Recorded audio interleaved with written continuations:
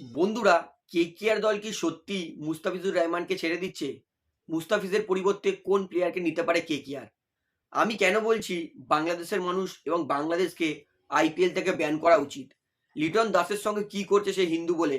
তার পাশাপাশি কিন্তু বিজয় হাজারে ট্রফিতে আজকের টিকিটের বহুত সেল হয়েছে, তার কারণ রোকো। আরও কিন্তু কিছু আপডেট দেওয়ার আছে আইপিএল ইন্ডিয়ান ক্রিকেট নিয়ে, তো অবশ্যই ভিডিওটা শেষ পর্যন্ত দেখবেন। এবং যারা চ্যানেল নতুন সকলকে একটা অনুরোধ করে রাখবো, যেহেতু এখানে আপনারা খেলার সমস্ত রকম আপডেটস পেয়ে যাবেন, তারা অবশ্যই পাবলিক ভিউ কলকাতা চ্যানেলটিকে সাবস্ক্রাইব করে বেল আইকন প্রেস স্ক্রল করে রাখবেন। তাহলে বন্ধুরা, সবার প্রথমে বলি, কলকাতা নাইট রাইডার্স ম্যানেজমেন্টের বুকে একটু সাহস দেখানো দরকার।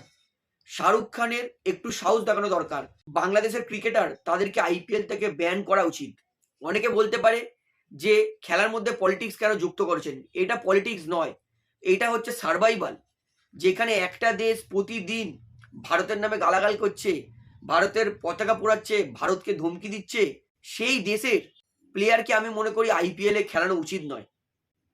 এইটা পলিটিক্স নয়, এটা হচ্ছে সার্ভাইভাল। যেখানে ইন্ডিয়াকে আঘাত দেবে বলে হিন্দুদেরকে মার্ডার করা হচ্ছে, সেখানে আমি মনে করি বাংলাদেশের কোনো প্লেয়ারকে আইপিএলে খেলানো উচিতই নয়, ব্যান করে দেওয়া হোক।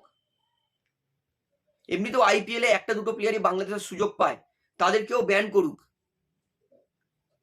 আপনারা সবাই জানেন যে আমি কেকেআর এর ডাইহার্ট ফ্যান। আমি চাই যে ঠিক আছে কেকেআর জিতবে হারবে সেটা পরের কথা, কিন্তু দেশ সবার আগে, মানুষের জীবন সবার আগে। আইপিএল আজ নয় কাল জিতে যেতে পারবে, কিন্তু একটা মানুষের জীবন চলে গেলে সেই মানুষের জীবন আর ফিরে আনতে পারবে না। তাই আমি অ্যাজ আ কেকেআর ফ্যান আমিও চাই যে বাংলাদেশের প্লেয়ার মুস্তাফিজুর রহমানকে, যে 9 কোটি 20 লক্ষ টাকা দিয়ে কেকেআর কিনেছে, এক পয়সা দেওয়া হবে না। তাকে বলবো আমরা নেব না, বাংলাদেশের প্লেয়ার আমাদের চাই না। কারণ 9 কোটি 20 লক্ষ টাকার মধ্যে 1.5 কোটি টাকা তো বাংলাদেশের বোর্ডের কাছেও যাবে, অর্থাৎ বাংলাদেশের বোর্ডও তো 1.5-2 কোটি টাকা নেবে।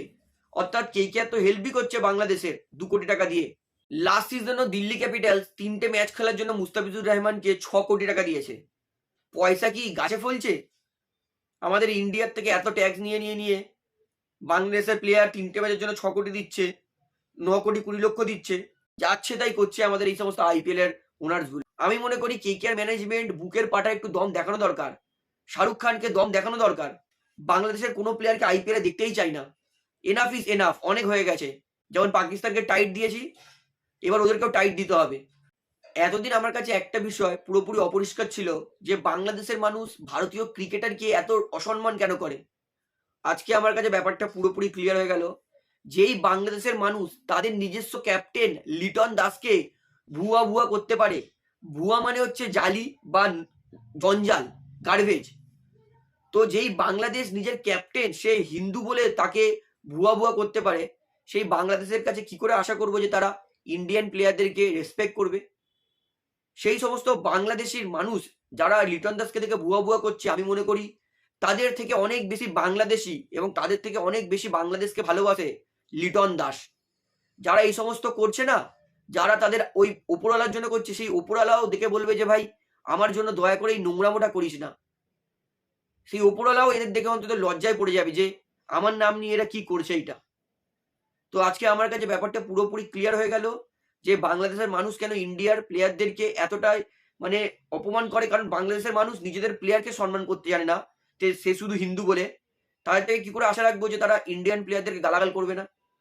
আজকে ব্যাপারটা পুরোপুরি ক্লিয়ার হয়ে গেল। এবং যেই বাংলাদেশের মানুষ নিজের প্লেয়ারদেরকে সম্মান দিচ্ছে না, তাদেরকে কেকেআর বা আইপিএল অন্যান্য দল ডেকে কেন এত টাকা দিয়ে কিনছে, এটা সত্যি মাথায় ঢুকছে না। তো আশা করি ব্যাপারটা আপনাদের কাছে ক্লিয়ার হয়ে গেল যে কেন বাংলাদেশের মানুষ ভারতীয় প্লেয়ার বা ভারতকে এত ডিসরেসপেক্ট করে, শুধু তারা হিন্দু বলে। এইবারে আপনাদেরকে বলি, বৈভব সূর্যবংশী জাস্ট মনস্টার। আজকেও বিজয় হাজারে ট্রফিতে 190 করেছে মাত্র 84 বলে, 16টা চার 15টা ছক্কা মেরেছে। ভাই প্লেয়ার নয়, মেশিন। এক্সপিরিয়েন্স বোলারদেরকে কুটছে, তুলে তুলে বাউন্ডারির বাইরে করছে। ভাই কি ইনসেন্ট ট্যালেন্ট, এখনো 15 বছর হয়নি তার, কি মার মারছে। মানে 84 বলে 190, মানে বুঝতে পারছেন কি বেধড়ক পিটেছে সে। অবিশ্বাস্যকর। মানে বৈভব সূর্যবংশীর মনে হচ্ছে গিয়ার 5th নেই, 6th গিয়ার এসে গেছে তার মধ্যে। মানে প্রত্যেক কটা বলকে দেখে মনে হচ্ছে বৈভব সূর্যবংশী মাঠের বাইরে মারার চেষ্টা করছে। যেটা আমরা ভিডিও গেমে করতাম, সেটাই রিয়েল লাইফে বৈভব সূর্যবংশী করছে।